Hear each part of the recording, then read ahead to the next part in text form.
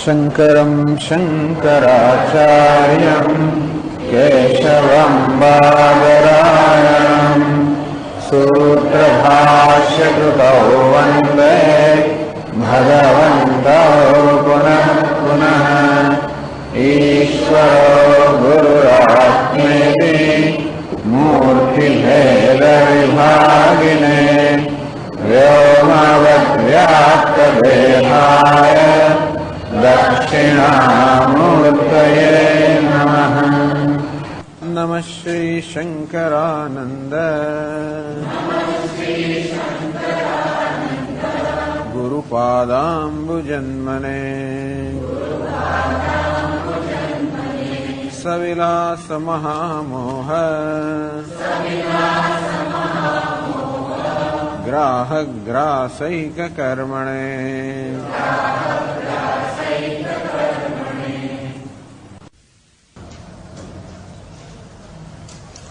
અત્યારે ગ્રંથકાર આ છઠ્ઠા પ્રકરણ ચિત્રદીપ પ્રકરણમાં છઠ્ઠા પ્રકરણમાં માંડુક્ય ઉપનિષદનું આ વાક્ય છે એની સમજ આપી રહ્યા છે.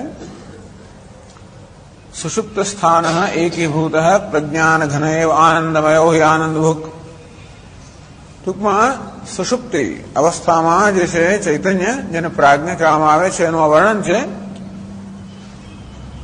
સુષુપ્ત સ્થાન સુષુપ્તિનું સ્થાન છે એકીભૂત પ્રજ્ઞાન ઘન. એકીભૂત જે બધી વસ્તુઓ જે વિવિધતા બધી એક થઈ ગઈ છે અજ્ઞાનના આવરણને કારણે. પ્રજ્ઞાન ઘન જેને બધું પ્રજ્ઞાન અર્થાત જે બધી વૃત્તિઓ કે જ્ઞાન છે બધું જ્ઞાન પણ ઘન. એ કોઈ એક જ્ઞાન બીજા જ્ઞાનને ભિન્ન નથી. આનંદમય જે આનંદ સ્વરૂપ છે. આનંદભુક આનંદ અનુભવ કરનાર છે.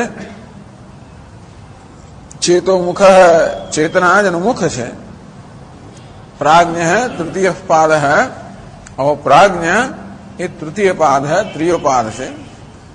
એની પછીનું મુખ્ય વાક્ય પ્રાજ્ઞ અર્થાત સુષુપ્તિમાં રહેલો ચૈતન્ય પ્રાજ્ઞ. એટલે સુષુપ્તિમાં આપણું સમગ્ર વ્યક્તિત્વ અવ્યક્ત અવસ્થામાં હોય છે અને એ બધું પોતાની કારણ અવસ્થામાં હોય જેને વાસના કહેવામાં આવે છે. એ જ પ્રાજ્ઞનું વર્ણન કરે છે. એશ સર્વેશ્વર એશ સર્વજ્ઞ એશોંતર્યામી એશ યોનિ સર્વસ્ય પ્રભવાપ્યો હિ ભૂતાનામ. એ પ્રાજ્ઞ કે ઈશ્વર ઈશ્વરમાં કહેવામાં આવે છે. એટલે વ્યષ્ટિના સ્તરે પ્રાજ્ઞ કહેવાય, સમષ્ટિના સ્તરે ઈશ્વર કહેવાય. વ્યષ્ટિ સ્તરે વિશ્વ જાગ્રત અવસ્થાનો આત્માને વિશ્વ કહેવાય, જાગ્રત અભિમાની. સમષ્ટિ સ્તરે વિરાટ. સ્વપ્નમાં સ્વપ્નનો અભિમાની જે આત્મા છે એને તૈજસ કહેવાય. સમષ્ટિ સ્તરે હિરણ્યગર્ભ. અને વ્યષ્ટિ સ્તરે એ સુષુપ્તિ અભિમાની આત્માને પ્રાજ્ઞ કહેવાય. સમષ્ટિ સ્તરે ઈશ્વર. એ પ્રાજ્ઞ અને ઈશ્વરનો કોઈ ભેદ નથી. કારણ કે ખરેખર એની ચર્ચા આપણે કરી ગયા. હું જયારે સુષુપ્તિમાં હોઉં ત્યારે મારામાં કોઈ અહંકાર કે વ્યક્તિત્વની ભાવના હોતી નથી. જાગ્રત અવસ્થામાં વ્યષ્ટિ અને સમષ્ટિ એ એવી જાતનો ભેદ હોય છે. સ્વપ્ન અવસ્થામાં પણ વ્યક્તિગત સ્વપ્ન અને સમષ્ટિ સ્વપ્નનો ભેદ હોય. પણ સુષુપ્તિ અવસ્થામાં વ્યક્તિગત સુષુપ્તિ અને સમષ્ટિ સુષુપ્તિ એવો કોઈ ભેદ નથી હોતો. કારણ કે ત્યાં સુષુપ્ત અવસ્થામાં કોઈ વ્યક્તિત્વનો ખ્યાલ હોતો, અહંકારનો ખ્યાલ નથી હોતો. એટલે પ્રાજ્ઞનું એવું વર્ણન કરે જાણે ઈશ્વર ન હોય. ઈશ્વર અર્થાત માયા ઉપહિત ચૈતન્યમ. માયા એટલે સમષ્ટિ વાસના. તો આ કારણના સ્તર પર વ્યષ્ટિ અને સમષ્ટિનો કોઈ ભેદ નથી હોતો. માટે જ માંડુક્ય ઉપનિષદમાં આ પ્રાજ્ઞનું એવું વર્ણન કર્યું જાણે કે એ ઈશ્વર હોય. એશ સર્વેશ્વર સર્વનો ઈશ્વર, સર્વજ્ઞ સર્વનો જ્ઞાતા, અંતર્યામી અંદર રહીને સર્વનું નિયમન કરનાર. એશ યોનિ સર્વસ્ય એ જ સર્વનું કારણ છે. પ્રભવાપ્ય હિ ભૂતાનામ એમાંથી ભૂતાનામ પ્રાણીઓની ઉત્પત્તિ થાય છે. એમાં સર્વનો લય થાય છે એવું જગતનું કારણ છે. આ ઈશ્વરનું વર્ણન છે. એ વર્ણન માંડવ્ય ઉપનિષદ પ્રાજ્ઞમાં કરવામાં આવે છે. માંડવ્ય ઉપનિષદમાં કોઈ વ્યવસ્થા નથી, વ્યષ્ટિ સમષ્ટિની વ્યવસ્થા નથી. એટલા માટે જે વર્ણન ખરેખર ઈશ્વરનું કરવું જોઈએ એ વર્ણન પ્રાજ્ઞનું કરે છે. કારણ કે પ્રાજ્ઞમાં અને ઈશ્વરમાં કોઈ આપણે તફાવત જાણતા નથી.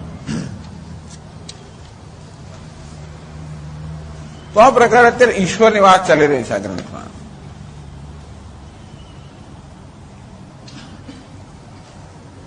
હવે ઈશ્વરને અંતર્યામી કહેવામાં આવે છે, જે સર્વની અંદર રહીને નિયમન કરનાર છે. આપનું બ્રાહ્મણ જે છે અંતર્યામી બ્રાહ્મણ કહેવામાં આવે છે. યાજ્ઞવલ્ક્ય ને ઉદ્દાલક આરોહણ વચ્ચેનો સંવાદ છે. યાજ્ઞવલ્ક્ય ઋષિ ઉદ્દાલકને આરોહણને સમજાવે છે અંતર્યામી કે ઈશ્વર અંતર્યામી છે. અંતર્યામી અંતઃયામી અંતસ્સમ યમયતિ, જે અંદર રહીને નિયમન કરનાર છે નામ છે અંતર્યામી. સર્વની અંદર રહીને નિયમન કરનારને અંતર્યામી કહે છે. તો એનું વર્ણનની શરૂઆત કરે છે. યહ પૃથિવ્યામ તિષ્ઠન પૃથિવ્યાહ અંતરઃ. આ તો જેને આવું લખ્યું છે, પણ જે પૃથ્વીની અંદર રહીને, યહ પૃથિવ્યામ તિષ્ઠન, જે પૃથ્વીમાં રહેલો છે, પૃથિવ્યાહ અંતઃ, જે પૃથ્વીની અંદર છે, એમ પૃથ્વી ન વેદ, જેને પૃથ્વી જાણતી નથી, યસ પૃથ્વી શરીરમ, જેનો આ પૃથ્વી શરીર છે. વિચાર કર, પૃથ્વી જે પૃથ્વીમાં છે, પૃથ્વીની અંદર છે, જેને પૃથ્વી જાણતી નથી, પૃથ્વી જેનું શરીર છે. યહ પૃથિવ્યાહ અંતરઃ યમયતિ, પૃથ્વીની અંદર રહીને જે નિયમન કરનાર છે, એ સદા આત્મા અંતર્યામી અમૃત. હે ઉદ્દાલક, એ તારો આત્મા છે. વિચાર કરો શું કહે છે, જે પૃથ્વીમાં રહીને, પૃથ્વીની અંદર, જેને પૃથ્વી જાણતી નથી, પૃથ્વી જેનું શરીર છે, અને જે પૃથ્વીમાં રહીને પૃથ્વીનું નિયમન કરનાર છે, એ અંતર્યામી, હે ઉદ્દાલક, તારો આત્મા છે.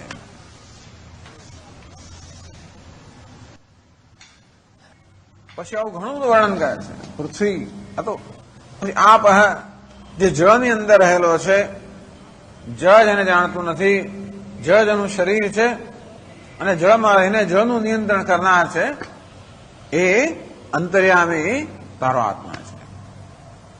ટૂંકમાં બધા જગતમાં જે બધું દેખાય બધા દ્રષ્ટાંત આપે છે. આપણે જોઈએ પૃથ્વી નિયમ પ્રમાણે કાર્ય કરી રહી છે, છતાં પૃથ્વી પોતાના ધર્મનું ક્યારે અતિક્રમણ કરતી નથી. પૃથ્વી આટલી બધી શક્તિશાળી તત્વ છે, અને છતાં પણ ક્યારેય પણ પોતાના ધર્મનું અતિક્રમણ કરતી નથી. એ જ બતાવે છે કે જાણે કે પૃથ્વીને કોઈ નિયમનમાં ન રાખી રહ્યો હોય. સમજા, ખૂબ શક્તિશાળી તત્વ છે, અને છતાં પણ હંમેશા નિયમનમાં રહીને જ કાર્ય કરતું હોય છે. ક્યારેય પોતાના ધર્મનું અતિક્રમણ કરતી નથી. એ જ બતાવે છે કે જળનું પણ નિયમન કરનાર કોઈ છે.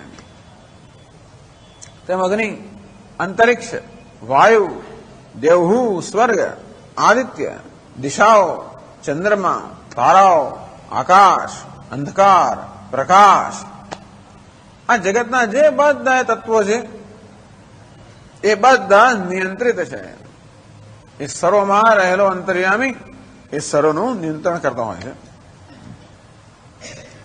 પછી કહે છે યહ સર્વેષુ ભૂતેષુ તિષ્ઠન, જે બધા પ્રાણીઓમાં રહેલો છે. સર્વેભ્ય ભૂતેભ્ય અંતરઃ, બધા પ્રાણીઓ અંદર છે. જેમ સર્વાણી ભૂતાની ન વિદુઃ, અંદર રહ્યો છતાં પણ જેને પ્રાણીઓ જાણતા નથી, અર્થાત અંદર રહીને નિયમન કરનાર હોવા છતાં પણ જેને જીવ જાણતો નથી. યસ્ય સર્વાણી ભૂતાની શરીરમ, જેના બધા ભૂત એટલે કે જીવ પ્રાણીઓ શરીર છે. યહ સર્વાણી ભૂતાની અંતરઃ યમયતિ, અંદર રહીને દરેક ભૂતનું પ્રાણીનું જે નિયમન કરે છે એને અંતર્યામી કહેવામાં આવે છે. ઈશ્વર કેવો છે? અંતર્યામી. અંતર્યામી એટલે સમજ એવી વસ્તુ છે.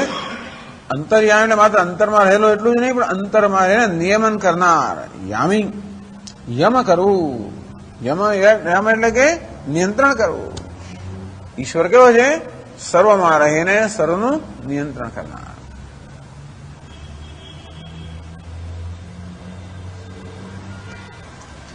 તો આ વસ્તુ સમજાવે છે. જો છઠ્ઠા અધ્યાયમાં 164 શ્લોકથી આપણે વાંચીએ થોડા શ્લોકો.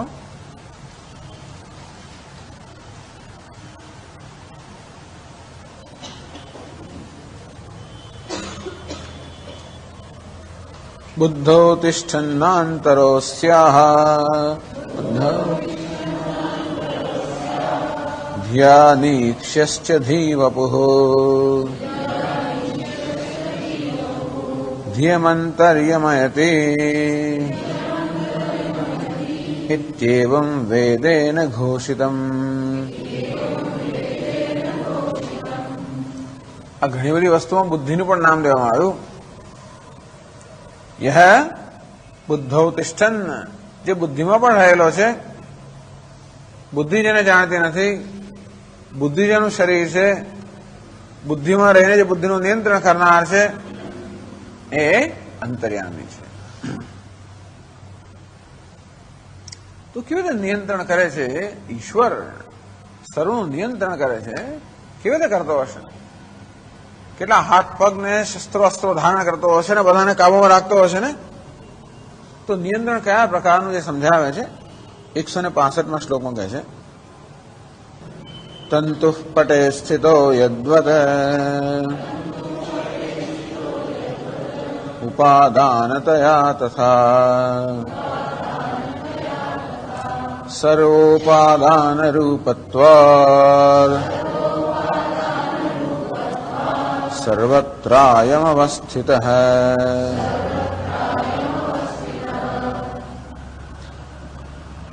તો નિયમનનું દ્રષ્ટાંત આપે છે.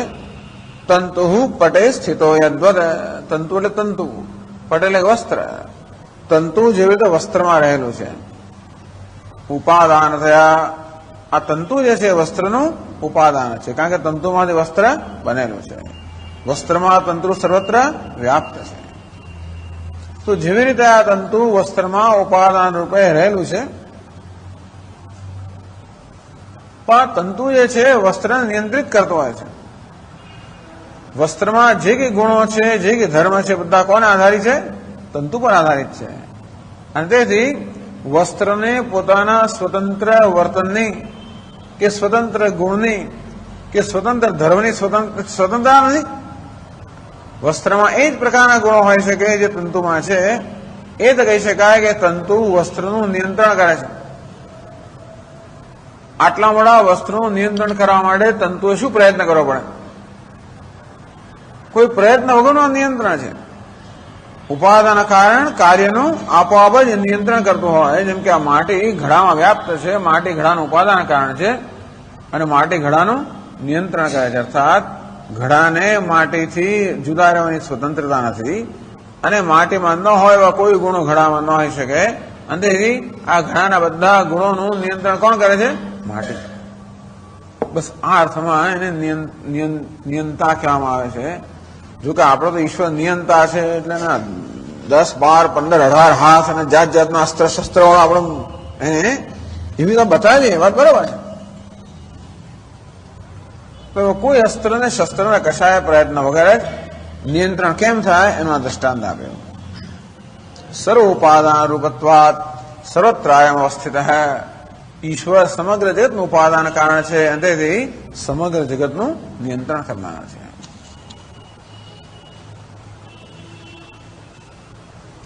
તો પ્રશ્ન કર્યો, નનુ ઉપાદાનતયા સર્વત્રાયમ અવસ્થિત છેદ.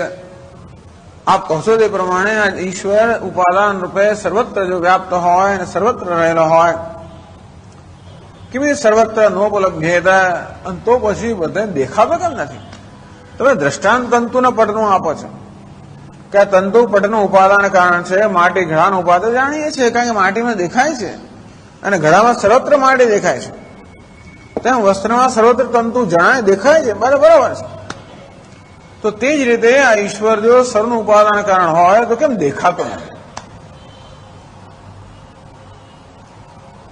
કારણ કે સર્વાંતરત્વાત એ તો પેલા દરેક ઉપાદાનની પણ અંદરની અંદર ને અંદર છે. એટલે 166માં શ્લોકમાં કહે છે પટાદપ્યાંતરસ્તંતુ તંતોરપ્યંશુરાંતરઃ આંતરત્વસ્ય વિશ્રાંતિઃ યત્રાસાવનુમીયતા. તમે એમ માનો છો કે તમને ઉપાદાન કારણ જણાય છે, દેખાય છે, વાત બરોબર છે કે વસ્તુનું ઉપાદાન કારણ તંતુ છે દેખાય છે, પણ તંતુ કે અંતિમ ઉપાદાન કારણ નથી. પટાદપી આંતરઃ તંતુ તંતોઃ અપી અંશુઃ આંતરઃ, પણ તંતુનું પણ એક ઉપાદાન કારણ છે. જેમ વસ્ત્ર કાર્ય છે માટેનું એક ઉપાદાન કારણ છે તંતુ, તો તંતુ પણ કાર્ય એ પણ ઉત્પન્ન થયેલું છે. વસ્ત્ર જેમ અનેક તંતુઓનું બનેલું છે તે તંતુ ઉપાદાન કારણ છે, તેમ આ તંતુ અનેક બધા અંશનું બનેલું છે. માટે તંતોઃ અપી અંશુઃ આંતરઃ. આ તંતુ કરતા પણ રેસા, અંશુ એટલે રેસા. હવે વખત હું લાવેલો ચિત્ર, એક રેસો એનો પણ રેસો, એનો પણ રેસો, એને જયારે સૂક્ષ્મ દર્શક યંત્રમાં મૂકવામાં આવે, 15,000 ગણું જયારે એને મેગ્નિફાય કરવામાં આવે ત્યારે વસ્ત્ર જેવું દેખાય. એ પેલું તંતુ આમ માણ આંખે દેખાતું હોય ને, એને એની અંદર ખરેખર નજર કરવામાં આવે તો એ વસ્ત્ર જેવું જ દેખાય. ખૂબ બધા અંદર તો આ ફાઇબ્રિલ શું શું બધું અંદર હોય છે, એ કેટલું દેખાવાનું હતું. ટૂંકમાં તંતુ ઉપાદાન કારણ ખરું પણ કે અંતિમ ઉપાદાન કારણ નથી. તંતુ વળી બધા અનેક બધા રેસાઓનું બનેલું છે, રેસાઓ વળી બીજા નાના રેસાઓના બનેલા છે.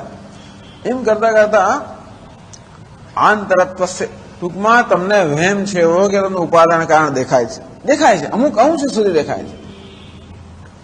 આંતરત્વસ્ય વિશ્રાંતિ, એમ અંદર ને અંદર જતા જઈએ ટૂંકમાં વસ્તુનું ઉપાદાન કારણ તંતુ વળી રેસાઓનું બનેલું હોય, રેસા વળી ના પાતળા રેસાના બનેલા એ વળી એનું બને, એમ કરતા કરતા અંદર જાઓ તો ક્યાંક તો આ આંતરત્વ, આંતરત્વની અંદરપણાની વિશ્રાંતિ આવવી જોઈએ, કારણપણાની વિશ્રાંતિ આવવી જોઈએ, સૂક્ષ્મતાની વિશ્રાંતિ આવવી જોઈએ, વ્યાપકતાની વિશ્રાંતિ. વિશ્રાંતિ એટલે જેનાથી આગળ સૂક્ષ્મતા ના હોઈ શકે, જેનાથી આગળ અંદરપણું ના હોઈ શકે, જેનાથી આગળ વ્યાપકપણું ના હોઈ શકે. સા કાષ્ઠા સા પરાગતિ, ત્યાં સુધી લઈ જાઓ તો તમને ખરું ઉપાદાન કારણ જણાય. તો આપણે માત્ર વસ્ત્રનું ઉપાદાન કારણ જાણીએ છીએ. આપણે વસ્ત્રને, તંતુને વસ્ત્રનું ઉપાદાન કહીએ, આપણે કેવું છે વચગાળાનું ઉપાદાન છે ને, કારણ કે આ તંતુ પોતે જ કાર્ય છે, એ વળી કશાકમાંથી રચાયેલું છે, એ વળી પેલા અંશુમાંથી રચાયેલું છે. માટે તંતુથી બધા એનું ઉપાદાન કારણ અંશુ, તો એ રેસા વળી બીજા રેસામાંથી રચાયેલા છે. એમ કરતા કરતા કરતા તમે ખરેખર મૂળ ઉપાદાન કારણ તરફ જાઓ, ત્યાં સુધી જાય તો કઈ દેખાતું, એ ઉપાદાન કારણ દેખાતું નથી. કેમ ન દેખાય? પણ નનું આંતરત્વે અંશવાદ અંતર્યાણ દર્શનમ કિમ ન સ્યાત. ભલે ને અંદર હોય, આંતરત્વ હોય, છતાં પણ જેવી રીતે અમને આ તંતુ દેખાય તેવી રીતે પેલું અંતર્યામી કેમ ના દેખાય? કહે છે 167માં શ્લોકમાં કહે છે, અહીં સુધી આવ્યા છું, માનો છું 167 છે. હા હા, દ્વિત્ર્યાંતરત્વ કક્ષાણ ભૂદિવસ દર્શનેપ્યયમાંતર ન વીક્ષતે તતો યુક્તે શ્રુતિભ્યામેવ નિર્ણયઃ. તમે માનો છો કે તમને ઉપાદાન કારણ દેખાય છે, પણ ક્યાં સુધી? દ્વિત્ર્યાંતરત્વ કક્ષાણ, 2 કે 3 કક્ષા સુધી ટૂંકમાં વસ્તુનું ઉપાદાન તંતુ છે દેખાય છે, તંતુનું ઉપાદાન રેસો છે દેખાય છે, એનું ઉપાદાન વળી પાતળો રેસો દેખાય છે. પછી ક્યાં સુધી દેખાવાનું? એ દેખાવાની મર્યાદા આવી જાય ને. એ દિવસોમાં સૂક્ષ્મદર્શક યંત્રો વધારે કક્ષાએ દેખાય તો એ શું? અરે સૂક્ષ્મદર્શક યંત્રની પણ મર્યાદા હોય છે. ગમે તો લાખ ગણું આપણે મેગ્નિફાય કરીએ, કરોડ ગણું મેગ્નિફાય કરવાનું છે તો એ શું? તો પણ એની પણ આ 2-3 કક્ષાની બધે 10, 25, 50, 100 કક્ષા તમને દેખાય. તો પણ એક વખત એવો આવે જ્યારે આપણને એનું ઉપાદાન ન દેખાય. દ્વિત્ર્યાંતરત્વ કક્ષાણામ દર્શને બી અયમાંતર એના કરતા પણ મૂળ ઉપાદાન કારણ આ બધાની અંતરમાંથી અંતર એનાથી સૂક્ષ્મ સૂક્ષ્મ સૂક્ષ્મ ન વીક્ષતે એ તો કોઈ જોઈ શકતું નથી. અરે તો જોઈ ના શકાતું હોય તો પછી કેમ કર? છંદો કે ઉપનિષદમાં વાત કરે છે ને કે ઈશ્વર કેમ દેખાતો નથી? જો એ સર્વત્ર છે અને સર્વનું ઉપાદાન કારણ હોય, એમાંથી સમગ્ર જગત સર્જાયેલું હોય, એ જગતનું કારણ હોય, તો કેમ જગતમાં દેખાતો નથી? એટલે પિતા પુત્રને કે જો વડનો એક ટેટો લે, આ વટ વૃક્ષ મોડું દેખાય છે? તો કે હા, આવું મોડું વિશાળ વટ વૃક્ષ છે, એનો ટેટો લઈ આવો મારે, લો એને તોડ. લો તોડ્યું.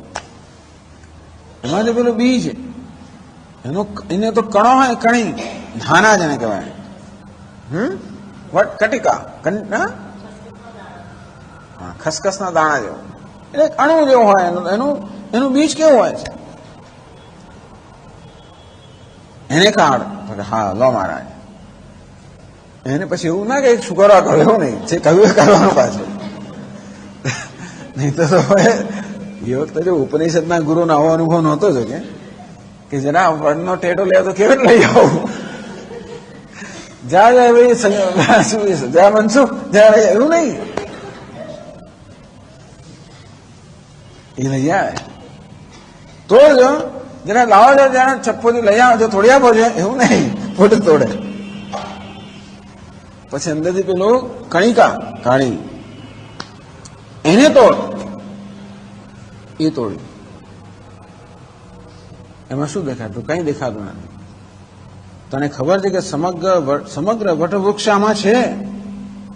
આ બીજમાંથી જ આખું વટ વૃક્ષ બનતું હોય છે, અને માટે બીજમાં વટવૃક્ષ છે. પણ કઈ દેખાતું નથી દેખાતું, માટે નથી એવો નિયમ નથી. તો હોય એટલે દેખાય જ એવો પણ નિયમ નથી. એટલે કે જે ન વીક્ષતે, ટૂંકમાં જે આ મૂળભૂત ઉપાદાન કારણ છે દેખાતું નથી, ઇન્દ્રિય ગોચર નથી. કુતસ્તરી નિર્ણય. તો પછી આવો મૂળભૂત ઉપાદાન કારણ છે એ કેમ નક્કી કરવું, અને હોય તો કેવું છે એનો નિર્ણય કેમ કરવો? યુક્ત શ્રુતિભ્યામ એવો નિર્ણય. એ નિર્ણય આંખોથી ના થાય. આ દ્વૈત આંખોથી જોવાનો વિષય નથી, બ્રહ્મ પણ આંખોથી જોવાનો વિષય નથી, ઈશ્વર આંખોથી જોવાનો વિષય નથી. એ ક્યાં જોવાનો વિષય છે? બુદ્ધિમાં જોવાનો વિષય છે. શ્રુતિ યુક્તિભ્યામ એવો નિર્ણય. શ્રુતિ અને યુક્તિથી નિર્ણય કરવો જોઈએ. શ્રુતિ શું છે? યુક્તિ શું? યુક્તિ શ્રુતિભ્યામ. મૂળભૂત તો ન દેખાવાનું કારણ શું ખબર છે? કેમ પેલો સર્વનો અંતર્યામી, સર્વનું ઉપાદાન કારણ જે છે એ દેખાતું નથી, કારણ શું? હું તો કહું છું કે વૈજ્ઞાનિકો અબજો ઘણું મેગ્નિફિકેશન કરે તોય પણ ના દેખાય. કેમ ના દેખાય? કારણ કે એ વસ્ત્રનું જે ઉપાદાન કારણ છે એ ત્યાં નથી. એ ક્યાં છે? એ તો જોનારનો પણ આત્મા છે. એવું હોવાને કારણે ક્યારે પણ એ જોનારના જ્ઞાનનો વિષય બની જ ના શકે. પણ જોનાર તો ચેતન છે, આ તો જળ છે. અર્થાત જળનું ઉપાદાન કારણ કયું છે? બહુ મહાન વસ્તુ થઈ ગઈ. જળનું ઉપાદાન કારણ કેવું છે? ચેતન છે. આ પૃથ્વીનું ઉપાદાન કારણ કયું? જળનું ઉપાદાન કારણ કયું? અગ્નિનું, વાયુનું, અંતરિક્ષનું, સૂર્યનું, ચંદ્રનું, તારાઓનું ઉપાદાન કારણ કયું? કેમ ચૈતન્ય? કારણ કે આ જળ વસ્તુ ક્યારે પણ ચેતનની અધિષ્ઠિતિ વગર, ચેતન અધિષ્ઠાતા હોય, અધ્યક્ષ હોય તો જ જળ ક્યારેય પણ કામ કરી શકે. બાકી ચેતન વગર જળમાં પ્રવૃત્તિ હોય જ ના શકે. જેમ કે આ મોટર ગાડી જળ છે ત્યારે જ ચાલી શકે જ્યારે એનો કોઈ ચેતન ચાલક હોય. ત્યારે આ રથ જળ છે ત્યારે દોડી શકે જ્યારે એમને ખેંચનારા કોઈ ચેતન ઘોડાઓ હોય. અંતિમ રીતે આ સમગ્ર જગતના બધા જ તત્વો જળ છે. બધા કેવા છે? સક્રિય છે, ગતિશીલ છે, ક્રિયાશીલ છે. એમનામાં ગતિ અને ક્રિયા ક્યાંથી આવે? એમનો અધ્યક્ષ અધિષ્ઠાતા કોઈ ચૈતન્ય હોય તો જ શક્ય છે. આ યુક્તિ. અચેતનસ્ય ચેતન અધિષ્ઠાનમંતરેણ પ્રવૃત્તિ અનુપત્તિ અને અર્થાપત્તિ કહેવાય કે પ્રવૃત્તિ છે. જળમાં પ્રવૃત્તિ છે મારે ચેતન હોવો જ જોઈએ. દેખાતો નથી તો હોવો જ જોઈએ. પવન વાય છે, ભીષાસ્માદ વાતઃ પવતે, જેની સંધિથી, જેની આજ્ઞાથી વાતઃ પવતે પવન વાઈ રહ્યો છે. ભીષોદય સૂર્ય હે, જેની આજ્ઞાથી સૂર્ય ઉગી રહ્યો છે. એતસ્યવા અક્ષરસ્ય પ્રશાસને ગાર્ગી દ્યાવા પૃથિવ્યૌ વિધૃતે તિષ્ઠતઃ. હે ગાર્ગી, જેની આજ્ઞાથી કે સૂર્ય, ચંદ્રમસો, દ્યાવા પૃથિવ્યુ આ બધા પોતાના સ્થાનમાં નિયંત્રિત રહેલા છે. એ જ બતાવે છે કે કોઈક એમનો અંતર્યામી, એમનો નિયામક છે, જેની સંધિ માત્રથી આ બધું નિયમિત છે. એ નામ શ્રુતિ. યુક્તિ તો કહી તેમ કે ચૈતન્ય હોવું જ જોઈએ તો જ આ જળમાં પ્રવૃત્તિ હોઈ શકે. અને શ્રુતિ કઈ? હમણાં જે વાંચી દે. અથવા તો આ જ અંતર્યામી બ્રાહ્મણે શ્રુતિ બતાવે છે કે સર્વની અંદર રહીને સર્વનું નિયમન કરનાર છે.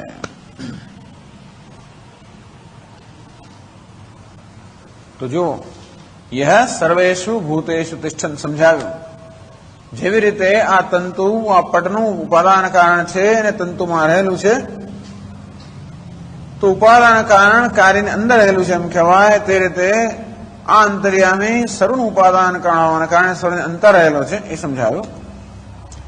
સર્વેભ્ય ભૂતેભ્ય અંતર ઉપાદાન કારણ હોવાના કારણે યહ સર્વેષુ ભૂતેષુ તિષ્ઠન.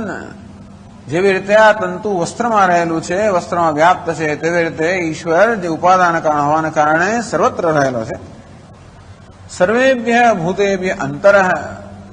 અંતર એટલે કે અંદર અથવા સૂક્ષ્મ, જે તો ઉપાદાન કારણ વ્યાપક છે, સૂક્ષ્મ છે. તંતુ સૂક્ષ્મ છે, વ્યાપક છે, તેથી તંતુ વસ્તુની અંદર છે. તે રીતે આ પરમાત્મા અંદર રહેલો છે. યમ સર્વાણી ભૂતાની ન વિદુહુ. અંદર હોવાને કારણે, સાક્ષી હોવાના એટલે કહે ને કે દેખાતો નથી. ન વિદુહુ એ હોય તો દેખાતો કેમ નથી? કારણ કે એટલો સૂક્ષ્મ છે, એટલો સૂક્ષ્મ છે કે ક્યારે પણ ઇન્દ્રિયના જ્ઞાનનો વિષય ન બની શકે. એટલું જ નહીં, પરંતુ એ કેવો છે? દ્રષ્ટા છે, સાક્ષી છે, ચૈતન્ય છે, માટે ક્યારે પણ ઇન્દ્રિયના જ્ઞાનનો વિષય ન બની શકે. એટલે કહ્યું યમ સર્વાણી ભૂતાની ન વિદુહુ યસ્ય સર્વાણી ભૂતાની શરીરમ. આના બધા ભૂતો એટલે પ્રાણીઓનું શરીર છે. એ કઈ રીતે? તો હવે 168 શ્લોકમાં એટલે આખું વાક્ય છે ને, એ આ વાક્યના દરેક અંશ સમજાવે છે. ગ્રંથકાર એક એક શ્લોકમાં આ વાક્યનો એક એક અંશ સમજાવે છે. યસ સર્વેષુ ભૂતેષુ તિષ્ઠન એ અંશ સમજાવ્યો કે તંતુ જેવી રીતે વસ્તુનું ઉપાદાન છે તેમ આ પરમાત્મા સર્વનું ઉપાદાન કારણે સર્વત્ર રહ્યો છે. સર્વેભ્ય ભૂતેભ્ય અંતર. પછીના શ્લોકમાં સમજાવ્યું આંતરત્વસ્ય વિશ્રાંતિ. તો જેવી રીતે આ તંતુ વસ્તુની અંદર છે, સૂક્ષ્મ છે, તેમ આ પરમાત્મા ઉપાદાન કારણે અંદર છે, સૂક્ષ્મ છે. યમ સર્વાણી ભૂતાની ન વિદુહુ. એને કેમ જાણતા નથી? કારણ કે સૂક્ષ્માદિ સૂક્ષ્મ છે અને વળી એ જોનારનો પણ દ્રષ્ટા છે, એટલા માટે એને જાણતા નથી. યસ્ય સર્વાણી ભૂતાની શરીરમ, એ અંશ સમજાવે છે 168માં શ્લોકમાં. પટરૂપેણ સંસ્થાનાદ પટસ્તંતોર્વપુર્યથા સર્વરૂપેણ સંસ્થાનાદ સર્વમસ્ય વપુસ્તથા. પટરૂપેણ સંસ્થાનાત, પટઃ તંતોઃ વપુઃ યથા. આ પટ એટલે વસ્ત્ર. ખરેખર વસ્ત્ર કોણ છે? પટરૂપેણ સંસ્થાનાત. ખરેખર તો આ તંતુ છે એ જ વસ્ત્રના રૂપમાં રહેલું છે ને. આપણે જયારે આ વસ્ત્રને વણાતું જોઈએ ત્યારે જોઈ શકીએ છીએ કે આ તંતુઓને જ બધા તાણા વાણા આડાને ઉભા રાખવામાં આવેલા છે. એ ખરેખર જોવા જઈએ તો આ તંતુ જે છે એ જ વસ્ત્રના રૂપમાં રહેલું છે. પટરૂપેણ સંસ્થાનાત. આમ પટ એટલે કે વસ્ત્રના રૂપમાં રહેલું હોવાને કારણે તેથી આપણે કહીએ કે પટઃ તંતોઃ વપુર્યથા. એમ કહેવાય કે આ પટ એટલે કે વસ્ત્ર આ તંતુનું શરીર છે. આ તંતુ પોતે જ પટના રૂપમાં રહેલું છે, વસ્ત્રના રૂપમાં રહેલું હોવાને કારણે એમ કહી શકાય કે આ વસ્ત્ર એ તંતુનું શરીર છે.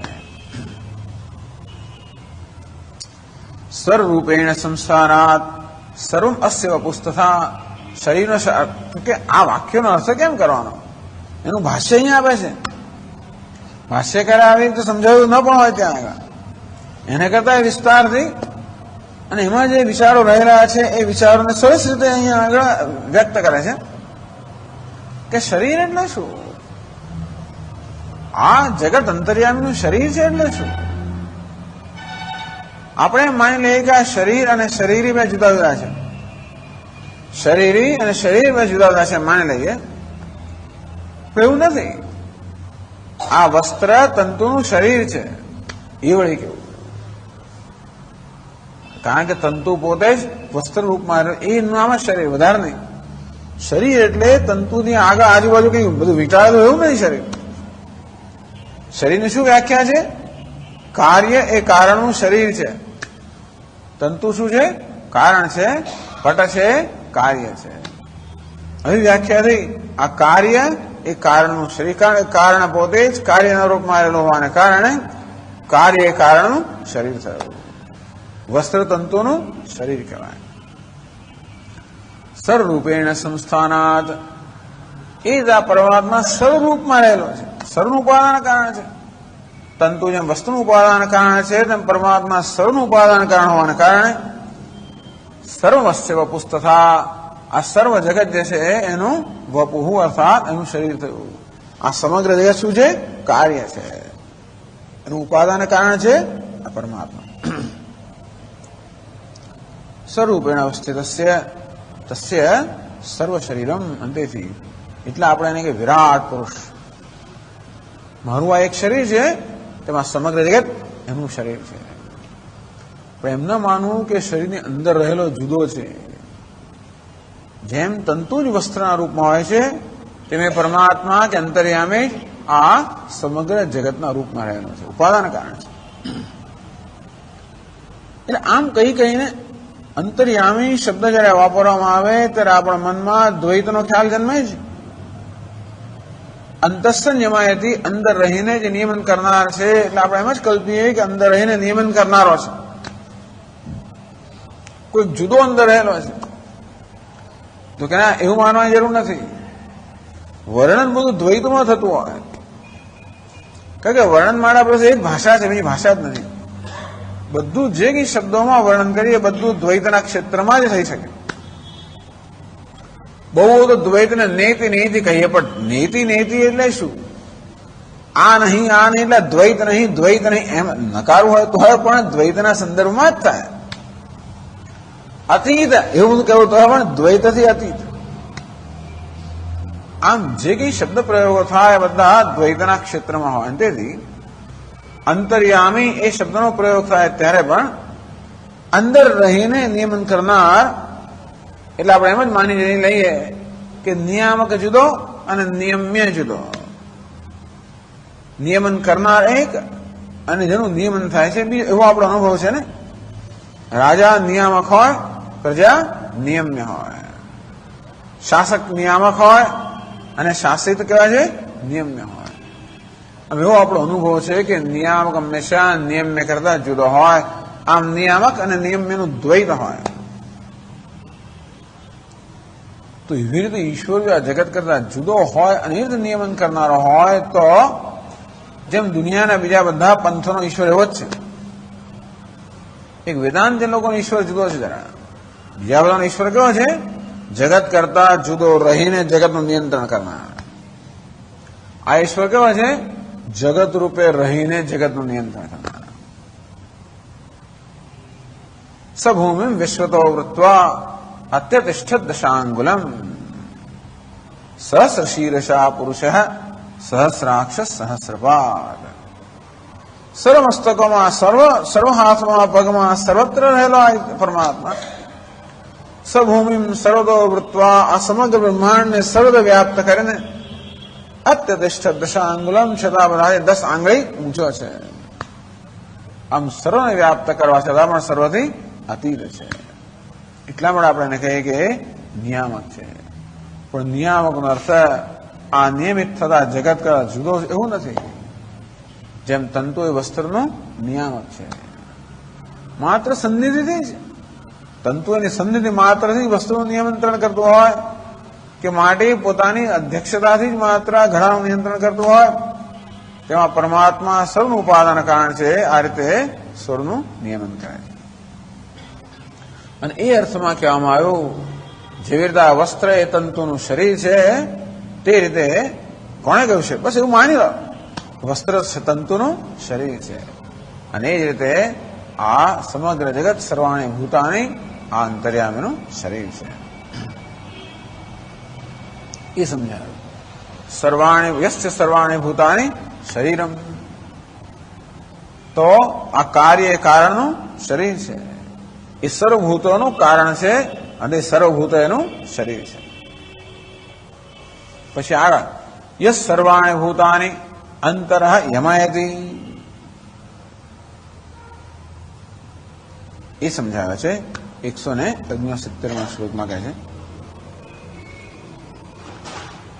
વાક્યસ્ય તાત્પર્ય સદૃષ્ટાંતમાં દૃષ્ટાંત સહિત એ વાક્યનું તાત્પર્ય સમજાવે છે.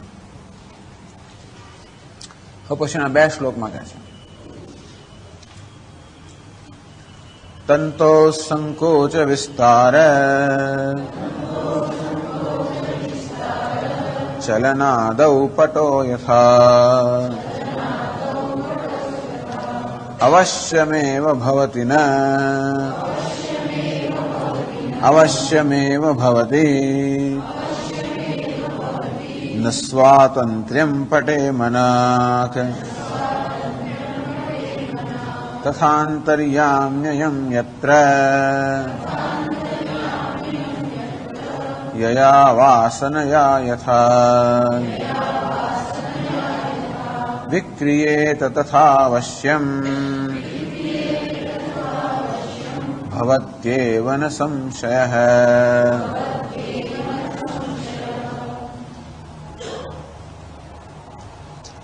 આ નિયમન કેવું છે સમજાવે છે. તંતોઃ સંકોચ વિસ્તાર ચલનાદૌ પટો યથા અવશ્યમેવ ભવતિ. આ તંતુ સંકોચિત થઈ જાય. આપણે કપડો લાવ્યા પછી શું થાય છે? શ્રિંક થઈ જાય, સંકોચ. શું કે છે ને? ચડી ગયું. બરાબર છે, ચડી ગયું. ચડી ગયું એટલે સંકોચિત થઈ ગયું. એ શું ચડી ગયું ખરેખર? શું સંકોચિત થઈ ગયું? તંતુ સંકોચિત થઈ ગયું. ધરતે ચડી નથી જતું.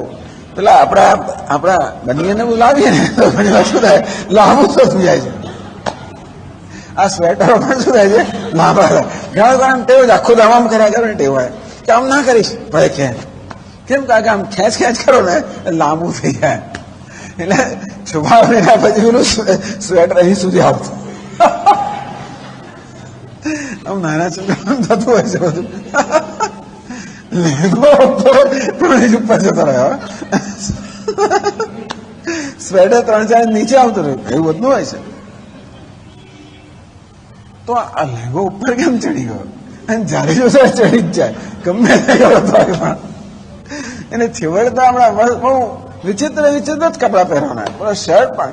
અને પાછા જઈએ પેલા પાસે, પેલા દરજીએ સીવ્યું હોય તો પહેલે સીવતો બહુ સાંકળો જ પડતો હોય કે તો ધોવાથી આવી જશે. અને કઈ કે આવું પહોળું છે તો કે ધોવાથી પણ આવી જશે. દરજીનો એક જ ઉત્તર, ધોવાથી આવી જશે. એને ખબર છે કે ધોવાથી આ કપડું આમ કંઈક થવાનું છે. એટલે ખરેખર જયારે કપડામાં સંકોચ થતો હોય ત્યારે શેમાં થાય છે? તંતુમાં સંકોચ થાય. તંતુ સંકોચ જાય તો વસ્ત્રે સંકોચાવવું જ પડે. અને તંતુમાં જો વિસ્તાર થઈ જાય તો વસ્ત્રનો વિસ્તાર થાય જ. અને તંતુ હલનચલન કરે તો વસ્ત્ર પર હલનચલન કરે જ. તંતો સંકોચ વિસ્તાર ચલનાદૌ. તંતુમાં સંકોચ થાય, વિસ્તાર થાય, ચલન થાય, અને બીજું કઈ થાય? તંતુનો રંગ બદલાઈ જાય, જેવું પણ થાય. આપણે સરસ આમ બનાવ્યું હોય ઓરેન્જ કેસરી રંગનું બધું બહુ સરસ, પણ તો જો ધોયું રંગ બદલાય. કોનો રંગ બદલાવ? તંતુનો. બિચારા વસ્ત્ર રંગ બદલાઈ જાય. ટૂંકમાં તંતુમાં જે કોઈ પ્રકારનું પરિવર્તન થાય એ પ્રકારનું પરિવર્તન યથા અવશ્યમેવ ભવતિ. જે પ્રકારનું પરિવર્તન તંતુમાં થાય એ પ્રકારનું પરિવર્તન આ પટમાં અવશ્ય થાય, નિયમિત રીતે થાય. કોઈ પ્રકારનો નિયમ નહીં કે તંતુ સંકોચન વસ્ત્ર એવું એવું જ રહી ગયું, કે તંતુ લાંબુ થઈ ગયું વસ્ત્ર એવું ને બને જ નહીં. તંતુ કેસરી અને વસ્ત્ર પીળું રહી ગયું એવું ના બને. અર્થાત ન સ્વાતંત્રમ પટે મનાક. બસ આથી વધારે નિયંત્રિતતા કઈ હોય? પટે મનાક ન સ્વાતંત્ર્યમ. આ પટમાં વસ્તુમાં મનાક કોઈ પ્રકારનું સ્વાતંત્ર્ય, જરા પણ સ્વાતંત્ર્ય નથી. લગીર પણ સ્વાતંત્ર્ય છે. અમદાવાદનો શબ્દ લગીર. તો આ વસ્ત્રમાં જરા પણ સ્વાતંત્ર્ય નથી. બસ આનું નામ નિયંત્રણ. અર્થાત તંતુ વસ્ત્રનું નિયંત્રણ કરાય. વસ્ત્ર કે સંકોચાઈ જાઓ, સંકોચાઈ જાય. લાંબુ થાઓ, લાંબુ થાય. ઘડી વાળો, ઘડી વાળે. ઊંચું જે કંઈ થાય. જેમ આપણે અરીસામાં ઉભા હોઈએ, દેવદત્ત અરીસામાં ઉભો હોય, એના 10 પ્રતિબિંબ પડતા હોય, 10 અરીસામાં દેવદત્ત કે ઉભા થાઓ, એ ઉપર બધા ઉભા થઈ જાય. એ બેસી જાય, બધા બેસી જાય. એ કૂદવા માંડે, બધા કૂદવા માંડે. એ ચા પીએ, બધા ચા પીએ. એ બધા પ્રતિબિંબ કેવા છે? નિયંત્રિત છે. એમનું નિયંત્રણ કરવા માટે આ દેવદત્તે બિંબે કોઈ પ્રયત્ન કરવો નથી પડતો, આજ્ઞા આપવી નથી પડતી. બેસી ગયો એટલે પૂછ્યા વગર પેલા બેસી જવાનું. એવું નહીં કે પછી દેવદત્ત બેસવું ઉભો રહ્યો પ્રતિબિંબ, એવું ના બને.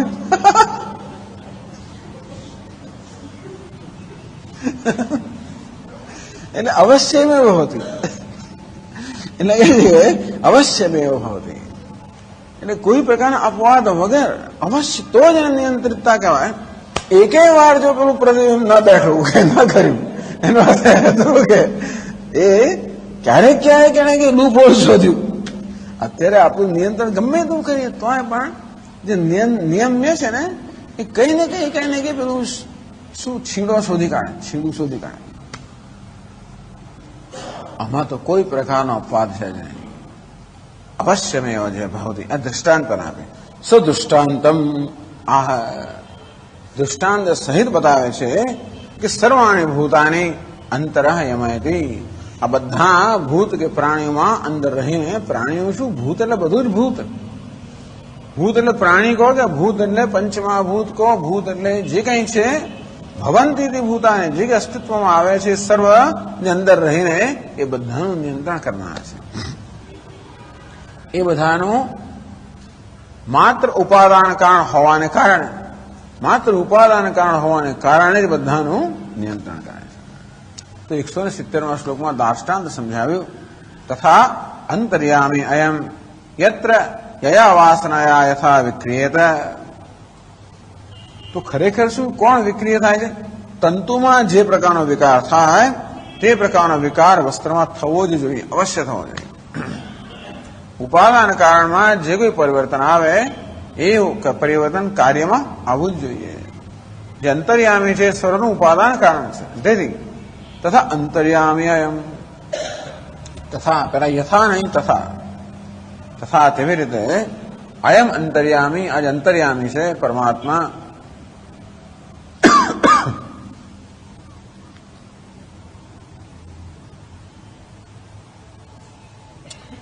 યત્ર યયા વાસનયા યથા, જે કોઈ જગ્યાએ હોય. આમાં હવે આ તંતુઓને પટનું દૃષ્ટાંત આપ્યું. એ જુદા જુદા તંતુઓ હોય, જુદી રીતે સંકોચ વિકાસ થતો હોય, એમ દરેક પટ જુદી રીતે વર્તન કરતા હોય. એક જ અંતર્યામી સર્વત્ર રહેલો છે, સર્વનું ઉપાદાન કારણ છે.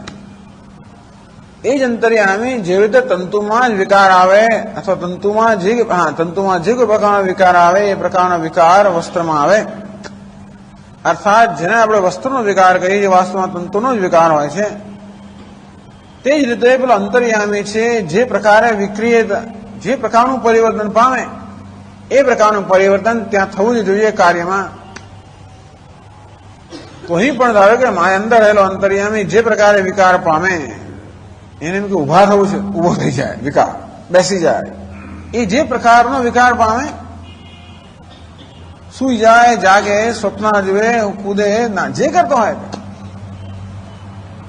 આવું કેમ કરતો? કોણ એમ આવું કરાવતો હશે? યયા વાસનયા, તો જે પ્રકારની વાસનાને કારણે અંતર્યામીમાં જે પ્રકારનો વિકાર થાય, તો વાસના પુણ્યશાળી હોય એ પ્રકારનો વિકાર આવે, વાસનામાં પાપ હોય એ પ્રકારનો વિકાર આવે. જે પ્રકારની વાસના હોય એ પ્રકારનું પરિવર્તન આવે. ટૂંકમાં એ અંતર્યામી પોતે જ એ પ્રકારે પરિવર્તિત થતો હોય છે. જેમ તંતુ સ્વયં વસ્ત્રના રૂપમાં પરિવર્તિત થતું હોય, તે જ રીતે અંતર્યામી સ્વયં આ બધા ભૂતાના રૂપમાં પરિવર્તિત થતા હોય.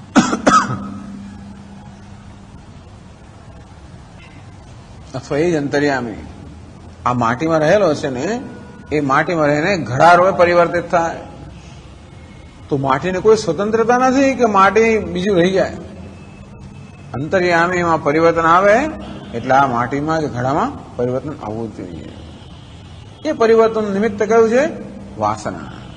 ટૂંકમાં આપણે જે કંઈ કર્મ કરતા હોઈએ, જે કંઈ પ્રકારની બહાર જે પરિવર્તન આવતું હોય, જે રચનાઓ થતી હોય, આ બધી રચનાનું કારણ છે વાસના. એમાંથી સંકલ્પ જન્મે ને. બહાર જેવું કર્મ થતું હોય એ કર્મનું કારણ મારો સંકલ્પ છેવટે હોય.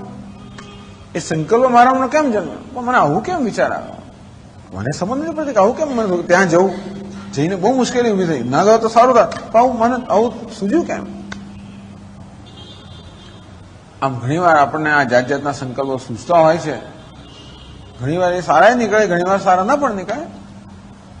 પણ બહાર જે કંઈ વર્તન થતું હોય, જે પ્રવૃત્તિ થતી હોય, જે કંઈ સર્જન થતું હોય, જે કંઈ કાર્ય થતું હોય, એ બધું સંકલ્પમાંથી જન્મેલું હોય છે. અને એ સંકલ્પો આપણા મનમાં ક્ષણે ક્ષણે ઉઠતા હોય છે. અને મનમાં એ પ્રકારનો સંકલ્પ કે વિચાર ઉઠવાનું કારણ કયું? વાસના. વાસના વ્યક્ત છે. એ અવ્યક્ત વાસના જ સંકલ્પના રૂપમાં, વિચારના રૂપમાં, ઈચ્છાના રૂપમાં વ્યક્ત થાય. અંતેજી કહે છે અંતર્યામી એટલે કોણ?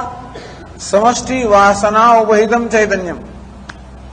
સમષ્ટિ વાસના સાથે ઉપહિત થયેલો, સમષ્ટિ વાસનાની અંદર તાદાત્મ્ય ધરાવનારો ચૈતન્ય એટલે અંતર્યામી. અંતેથી એ વાસનાને કારણે જે પ્રકારનો વિકાર પામે એ પ્રકારનો વિકાર આપણને જગતમાં સર્વત્ર જોવા મળતો હોય. એ દ્રષ્ટિએ કહેવામાં આવે છે કે આ જગતને કોઈ પ્રકારની સ્વતંત્રતા નથી. જગત એનાથી જુદું નથી. એ પોતે જ જગત રૂપે પરિવર્તિત થતો હોય, એ પોતે જ જગત રૂપે વિકારવાન થતો હોય, એને જગત રૂપે એનામાં જ વિકાર આવતો હોય. તથા અવશ્યમ ભવતી એવાનો સંશય. અંતો જે પ્રકારની વિકાર અંતર્યામીમાં આવે વાસનાને કારણે, એ પ્રકારનો વિકાર જગત જે કાર્ય છે આવે, એમાં કોઈ પ્રકારનો સંશય નથી.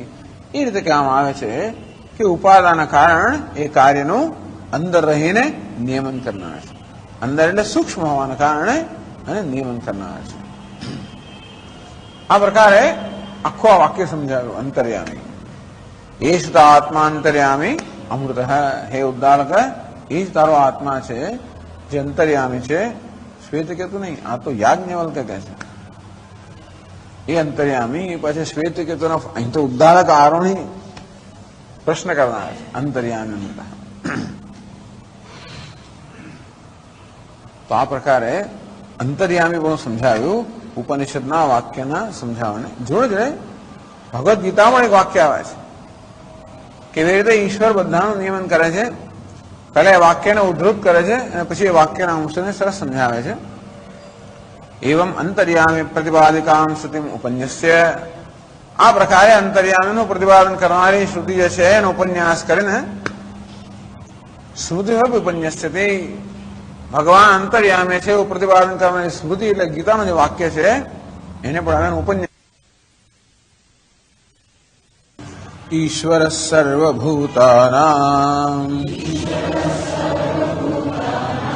હૃદ્દેશે અર્જુન તિષ્ઠતે ભ્રામયન સર્વભૂતાની યંત્રારૂઢાનિ માયયા. ભગવદ ગીતાના 18મા અધ્યાયનો 36મો શ્લોક.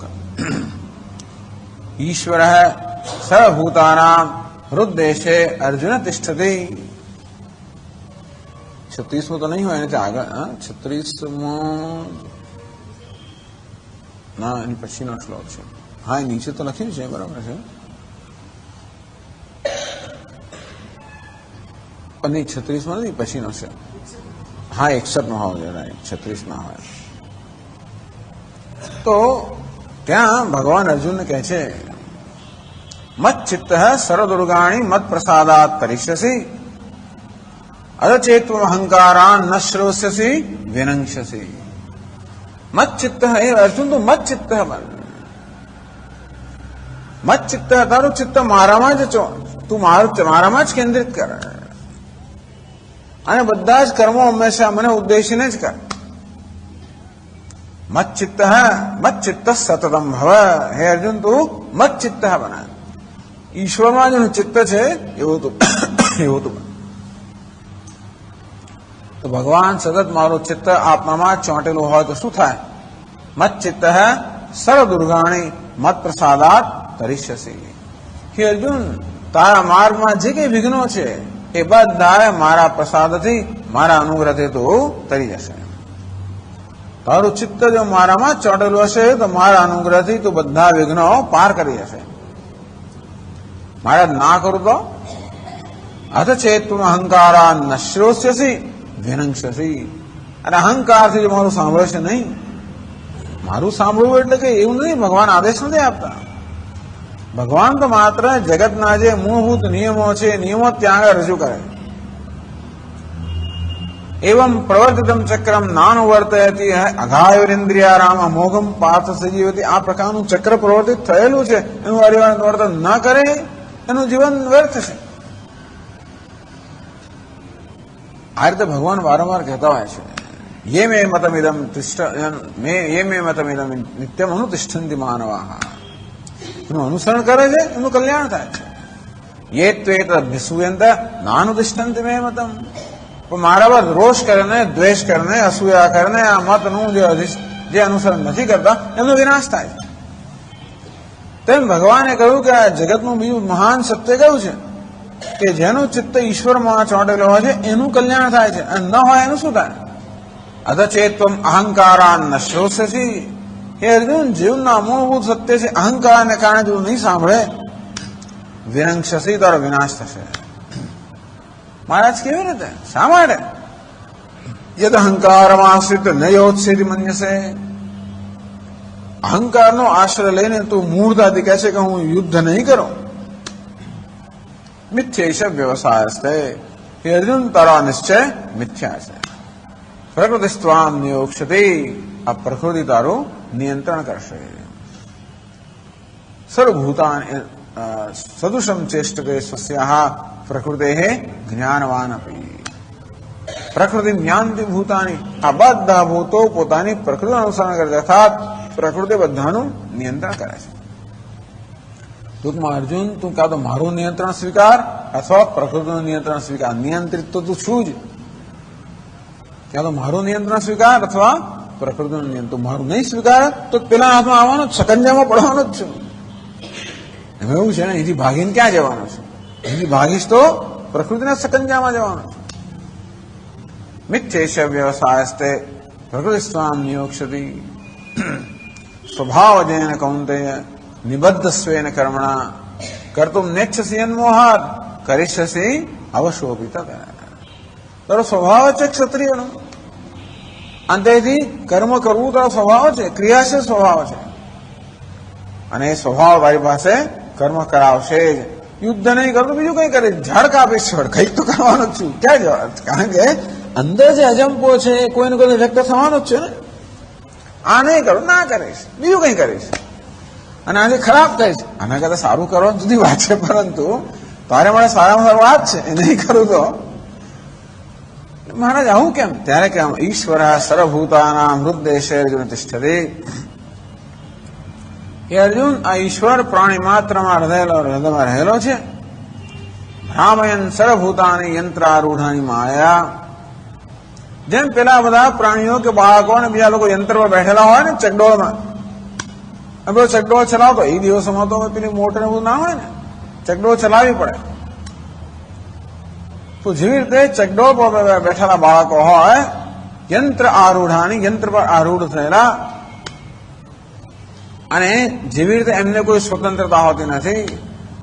જે પ્રકારે પેલા યંત્રનો ચાલક એ યંત્રને ચલાવે તે રીતે એમણે પણ ચાલવું જ પડે. જોરથી દોડાવે, બંધ કરો તો દોડાયા જ કરે. આપણે કહીએ કે ભાઈ મને છોડાવવા માટે દોડાયા જ કરે, જન્મથી. એક ભાવમાંથી બીજા ભાવમાં આવી રીતે થતું હોય. તો ભગવાન કહે છે કે યંત્ર આરૂઢાની માયા. આ બધા પ્રાણીઓ કેવા છે? આ યંત્ર પર આરૂઢ થયા છે, અને માયા વડે ઈશ્વર આ બધાને ભમાવે છે.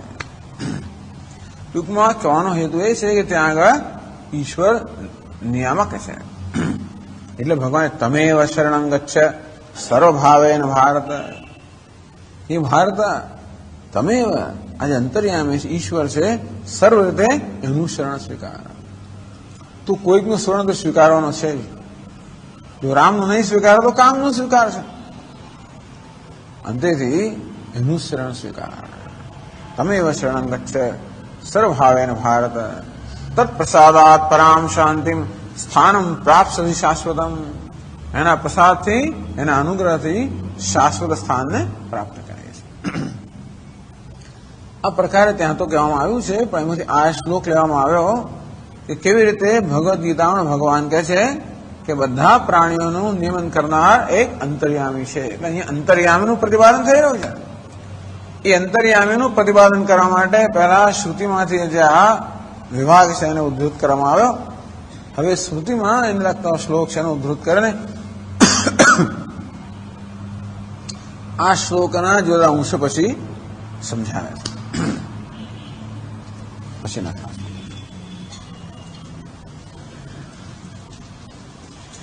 ઓમ પૂર્ણમદ પૂર્ણમિદં પૂર્ણાત પૂર્ણમુદચ્યતે પૂર્ણસ્ય પૂર્ણમાદાય પૂર્ણમેવાવશિષ્યતે.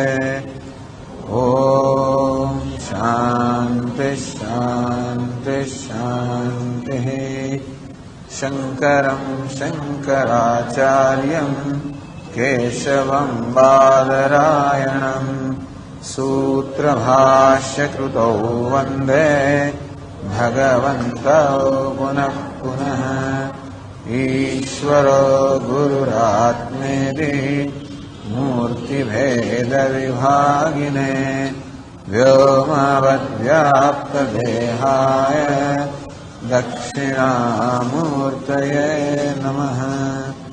ઓમ શાંતિ શાંતિ શાંતિ. હરિ ઓમ શ્રી ગુરુભ્યો નમઃ. હરિ ઓમ.